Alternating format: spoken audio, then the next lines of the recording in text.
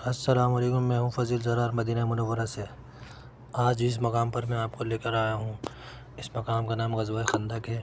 اور یہ سامنے جو آپ پہاڑی دیکھ سکتے ہیں، اس کا پہاڑی کا نام ہے جبل صلح۔ اور یہ جو آپ راستہ دیکھ رہے ہیں مدینہ منورہ کی طرف جا رہا ہے، تقریباً 5 کلومیٹر دور ہے یہاں سے مدینہ منورہ، اور یہ راستہ جا رہا ہے یہاں سے۔ اور یہ سامنے آپ جو مسجد دیکھ سکتے ہیں پہاڑی کے آگے، اس کا نام ہے جامع مسجد خندق کے نام سے ہے یہ۔ اور یہیں جو ہے خندق کے مقام پر لشکر ترتیب دیا گیا تھا مسلمانوں کا۔ اور یہ غزوہ خندق 5 ہجری میں لڑی گئی ہے، 2 ہجری میں جنگ بدر لڑی گئی ہے، 3 ہجری میں غزوہ احد لڑی گئی ہے، اور 5 ہجری میں غزوہ خندق لڑی گئی ہے۔ تو یہ وہ مقام ہے غزوہ خندق کا۔ اور اس کے لیے آپ کو میں بتاتا چلوں کہ یہ جو یہودی جو ہے قریش کے پاس گئے تھے مکہ میں، کہ ہم آپ کے ساتھ مل کے لڑنا چاہتے ہیں، کیونکہ حضور پاک صلی اللہ علیہ وسلم نے بنو نذیر کو مدینے سے نکال دیا تھا، تو وہ جا کے قریشیوں سے مل گئے تھے، اور قریشیوں سے جا کر انہوں نے یہ درخواست کی تھی کہ آپ ہم سے مل کر جنگ لڑیں۔ تو قریشیوں نے بنو نذیر سے یہ شرط رکھی یہودیوں سے کہ تم سب سے پہلے ہمارے خداؤں کو مانو اور انہیں سجدہ کرو۔ تو بنو نذیر نے ان کی شرط مان لی تھی۔ اس کے بعد بنو نذیر نے جب یہ شرط مان لی تو قریشیوں کے 50 نوجوان اٹھ کے خانہ کعبہ کے غلاف کو پکڑ کے انہوں نے قسم کھائی اس جنگ کی کہ ہم اس جنگ میں نبی کریم صلی اللہ علیہ وسلم کو نقصان پہنچائیں گے، اور یہ جنگ ہم جیت کر آئیں گے۔ اور بنو نذیر نے جب یہ بات کہی تو قریشیوں نے ان سے ایک شرط اور رکھی کہ تم ہمیں یہ بات بتاؤ کہ تم ہم سے پہلے آسمانی کتاب کو ماننے والے ہو کہ ہم حق پر ہیں ایک نبی کریم صلی اللہ علیہ وسلم۔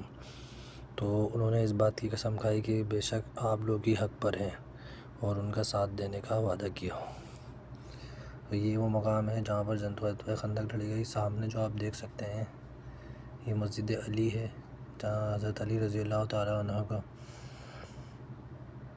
خیمہ تھا جنگ کے دوران، اور تمام صحابہ کے خیمے تھے یہاں پر۔ کسی جگہ پہ حضرت علی کا تھا اور کسی جگہ پر حضرت عمر کا تھا۔ تو یہ حضرت عمر بن عبدالعزیز کے دور میں مسجدیں تعمیر کی گئیں جہاں جہاں صحابہ کرام کے خیمے تھے۔ اس جنگ میں حضرت سلمان فارسی کا جو خندق کھودنے گیا،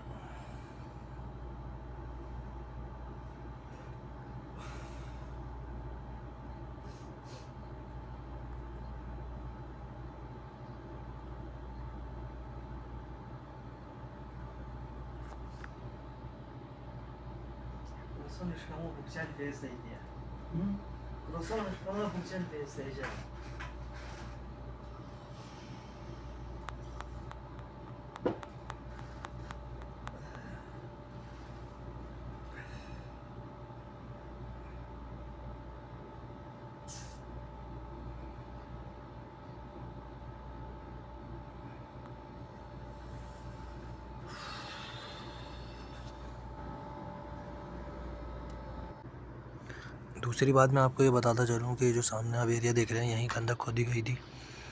اور اس خندق کھودنے کا آئیڈیا حضرت سلمان فارسی رضی اللہ تعالیٰ عنہ کا تھا، جو فارس سے تعلق رکھتے تھے، جو آج کے دور میں ایران اور یہ والی سائڈ ہماری۔ تو اس جگہ پہ خندق کھودی گئی تھی، پیچھے مسلمانوں کا لشکر تھا، اور مسجد جہاں بنی ہوئی ہے اس کے پیچھے ایک پہاڑی تھی۔ مدینہ چاروں طرف سے پہاڑی میں گھرا ہوا ہے، اور سامنے والی فرنٹ یہ جو ہے وہ خالی تھی، تو اسی جگہ خندق کھودنے کا آئیڈیا دیا۔ جب قریش یہاں پر آئے جنگ کے دوران تو انہوں نے کہا یہ بہت اچھا آئیڈیا ہے جنگ کا، تو وہ بھی اس خندق والے آئیڈیا کو دیکھ کے بہت متاثر ہوئے، جو حضرت سلمان فارسی کا تھا، جو انہوں نے بتایا نبی کریم صلی اللہ علیہ وسلم کو کہ یہ ہم فارس میں اس طرح سے جنگ کے دوران خندق کھودا کرتے تھے۔ تو صحابہ کو بھی ان کا طریقہ بہت پسند آیا، اس جنگ کا خندق کا آئیڈیا بھی بہت اچھا لگا۔ اس جنگ کو غزوہ احزاب کہا جاتا ہے۔ حزب کہتے ہیں قبیلے کو، تقریباً قریش کے تمام قبیلوں نے اکٹھے ہو کے اس جنگ میں حصہ لیا تھا، تو اس کو جنگ احزاب بھی کہا جاتا ہے۔ تقریباً 10,000 سے 15,000 لوگ تھے قریش کے، اور مسلمانوں کے تقریباً 3,000 لوگ تھے اس جنگ میں، تو کوئی مقابلہ نہیں ہے اس کا۔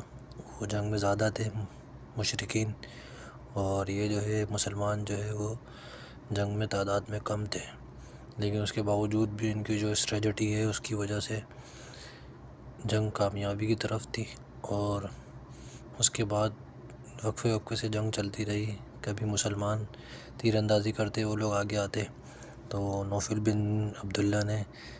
اس خندق کو پار کرنے کی کوشش بھی کی تھی، تو اس کے بعد اس کی گردن کی ہڈی ٹوٹ گئی تھی، تو وہ فی النار ہو گیا تھا۔ تو حضرت خالد بن ولید نے بھی اس خندق کو کھودنے کی کوشش کی تھی، پار کرنے کی۔ تو اس کے ساتھ ساتھ جو ہے وہ جنگ چلتی رہی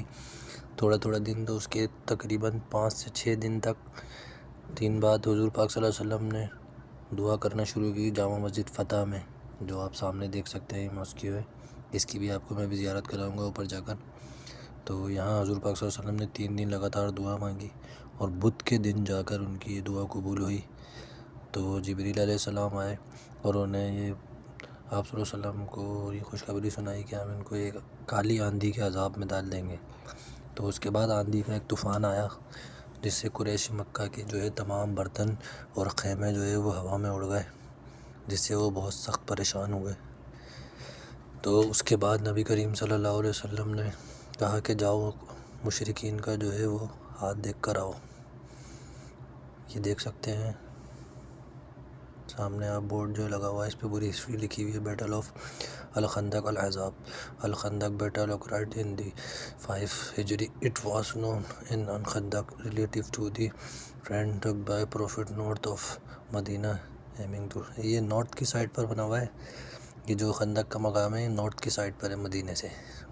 باقی طرف آپ کو پہاڑی دکھے گی مدینہ جب آپ زیارت کے لیے آئیں گے، اور اس میں پوری ہسٹری لکھی ہوئی ہے، اور اس میں بتایا گیا ہے کہ the battle of Sala mountain جس کے بارے میں نے آپ کو بتایا، where the Muslim armies the mentioned camp between in the trench and fed mosque located was of the mountain is where Muslim army camped and they are the 4 number of the first of which is Al-Fath mosque located on top of portion is a Sala and appeal against Al-Ahzab fortress, and his appeal was answered. The remaining mosques were known by the name of the Companion, and they are Abu Bakr Siddiq Radhiyallahu anhu Mosque, Ali bin Ali Talib Mosque, and Salman Farsi Mosque. May Allah be pleased with them. The mosques were properly built during the region Umar bin Abdul Aziz۔ اس کے اندر بتایا گیا ہے کہ جتنی بھی موسیقی یہاں پر تعمیر کی گئی ہیں وہ حضرت عمر بن عبدالعزیز کے دور میں کی گئی ہیں، جہاں تمام صحابہ کے جو ہے وہ خیمے تھے۔ سامنے جو ابھی مسجد دیکھ سکتے ہیں، یہ حضرت سلمان فارسی کے نام سے ہے موسیقی، اس کی بھی میں آپ کو ابھی زیارت کر پاؤں گا انشاءاللہ۔ اور دوسرا یہ مقام جب حضور پاک صلی اللہ علیہ وسلم نے کہا کہ کون جائے گا مشرکین کی جو ہے وہ خبر لے کے آئے گا سامنے سے جا کر، تو اس پہ زبیر بن عوام جو حضور پاک صلی اللہ علیہ وسلم کی پھوپھو کے بیٹے تھے، انہوں نے کہا کہ میں جاؤں گا، تو حضور صلی اللہ علیہ وسلم نے ان کو بٹھا دیا۔ پھر دوسری بار بھی وہ زبیر بن عوام کھڑے ہوئے، پھر تیسری بار حضور پاک صلی اللہ علیہ وسلم نے ارشاد فرمایا کہ ہر نبی کا ایک حواری ہوتا ہے، میرا حواری جو ہے زبیر بن عوام ہے۔ پھر اس کے بعد آپ صلی اللہ علیہ وسلم نے حذیفہ بن یمان کو حکم دیا کہ جاؤ وہاں سے ان کی خیریت لے کر آؤ کہ وہ کس حال میں اور کہاں تک پہنچے ہیں۔ وہ حذیفہ بن یمان وہ صحابی ہیں جن کو نبی کریم صلی اللہ علیہ وسلم نے 11 منافقین کے نام بتائے تھے، جن سے حضرت عمر نے اپنے بارے میں بھی معلوم کیا تھا، تو یہ ایک الگ واقعہ ہے۔ اور اس مقام کے اوپر کافی سارے اور بھی معجزات ہوئے ہیں، جیسے کہ کھجور کا لوگ واقعہ بتاتے ہیں کہ جو حضور پاک صلی اللہ علیہ وسلم نے ایک صحابی کی جو بیٹی ہیں وہ کھجور لے کر آئی تھی، اور انہوں نے سب کو کھجور بانٹی تو وہ اس میں برکت ہو گئی تھی، ختم نہیں ہوئی تھی۔ اس کے بارے میں مجھے اتنا زیادہ کنفرم نہیں ہے کہ واقعہ سچ ہے کہ نہیں، یہ حدیث صحیح ہے کہ نہیں ہے، لیکن وہ جو حضرت جابر بن رضی اللہ تعالیٰ عنہ کا جو گھر کا واقعہ ہے، اس کی بھی میں آپ کو انشاءاللہ زیارت کرواؤں گا نیکسٹ ولاگ میں اپنے، تو وہ اس کے بالکل ہی قریب میں تقریباً 1 کلومیٹر کی دوری پر ہے، تو وہ ایک واقعہ ہے، اس کی میں آپ کو جب زیارت کراؤں گا تو اس کے بارے میں تفصیل سے بتاؤں گا، وہ اسی سے ریلیٹڈ ہے۔ جب حضرت حذیفہ بن یمان ان کی خیریت لینے گئے تو انہوں نے بتایا کہ وہ ابو سفیان نے بھاگنے کی کوشش کر رہا تھا اور بتا رہا تھا بنو نذیر اور بنو قریظہ نے ہمارے ساتھ دھوکہ کیا ہے اس جنگ کے اندر، انہوں نے ہمیں مس گائیڈ کیا ہے اس بارے میں۔ اس کے بعد جو ہے وہ حضور پاک صلی اللہ علیہ وسلم کو آ کر انہیں یہ خوشخبری سنائی رات کے ٹائم پر، تو آپ صلی اللہ علیہ وسلم اتنا مسکرائے کہ آپ کے دانت مبارک جو ہے وہ چمکنے لگے، اور سب کو اس بات کی خوشخبری سنائی کہ ہم یہ جنگ جیت چکے ہیں۔ تو آپ لوگوں سے گزارش ہے کہ اس ویڈیو کو زیادہ سے زیادہ لائک کریں اور شیئر بھی کریں اس کو، تاکہ تمام لوگوں کو ہسٹری کے بارے میں معلوم ہوئی ہو۔